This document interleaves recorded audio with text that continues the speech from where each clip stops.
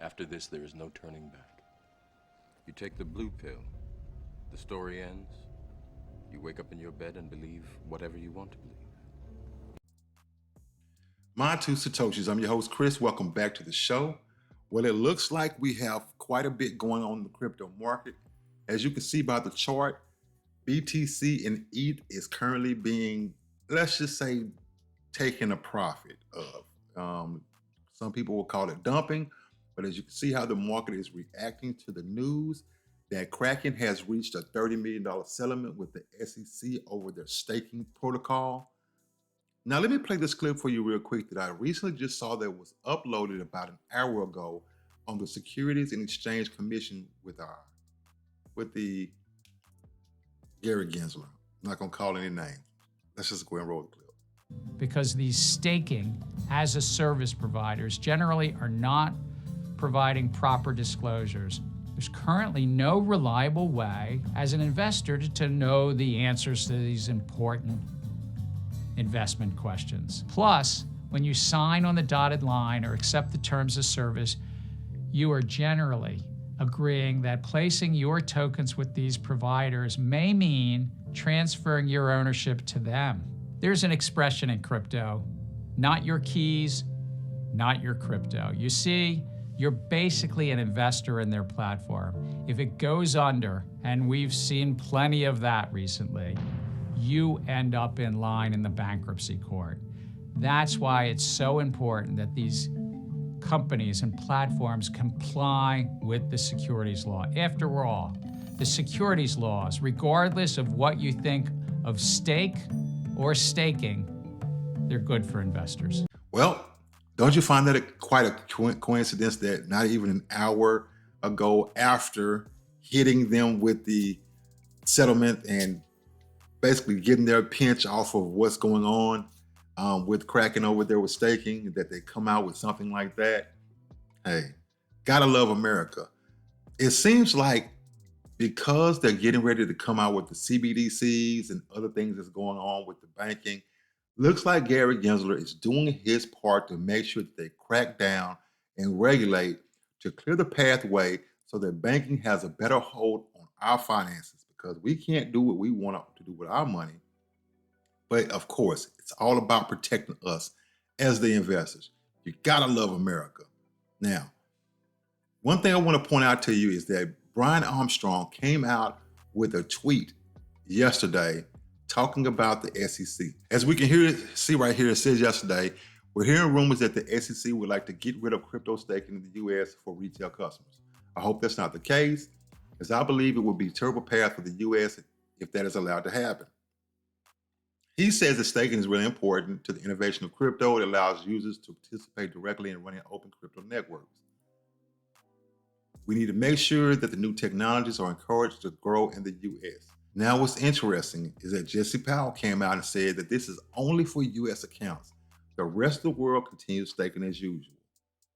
So once again, those of us over in the US, we get cracked down on, and innovation continues to go outside of our borders, and pretty much anything that has to do with us taking our funds and doing anything to generate passive income is regulated, stifled, and pretty much a no-go. Now, of course, if you're in DeFi, you know that we have alternatives.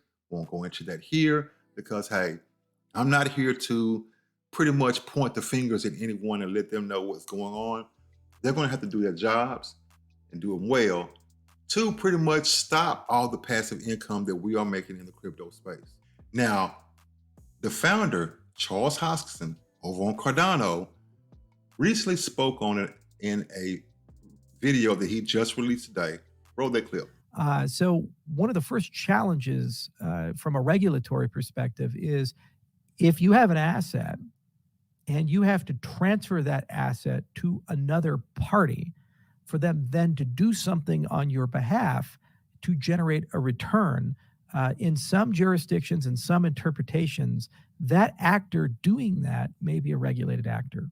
Why? Because they have a custodial risk and potential information asymmetries, and also your returns are 100% based upon their efforts and their efforts alone. As you can see, he's clearly pointing out the difference between staking over on Ethereum and staking on Cardano.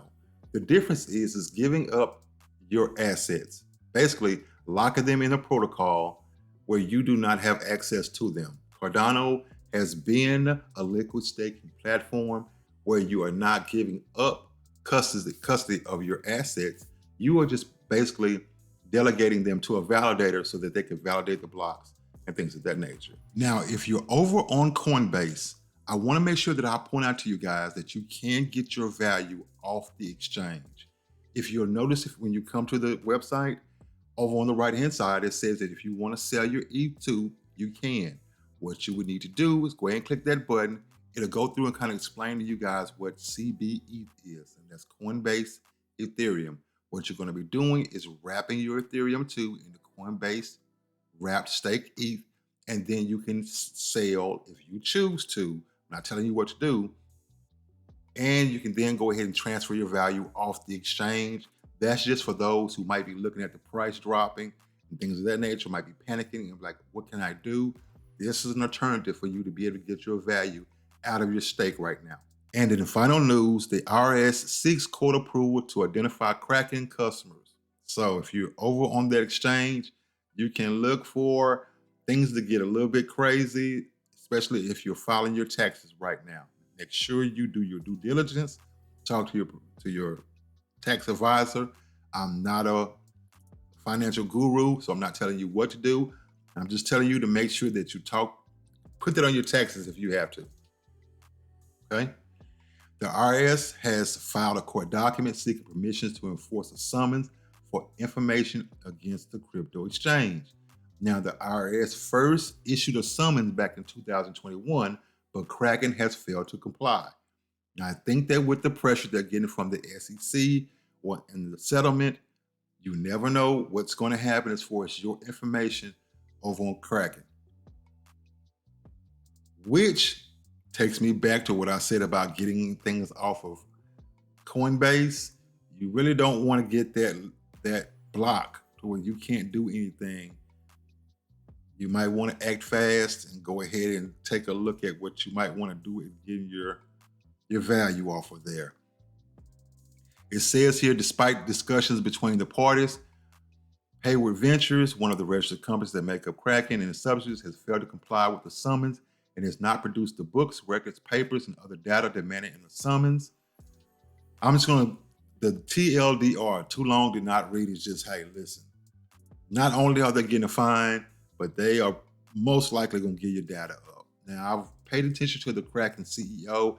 He seems to be a crypto OG, and maybe they're just paying their fine because, hey, they don't want to give up your data. I don't know. But I want to make sure I brought all this to your attention to give you a full look at what's going on right now, not just from one perspective. But this is my two satoshis on everything. Tell me what you think in your comments. I'm out.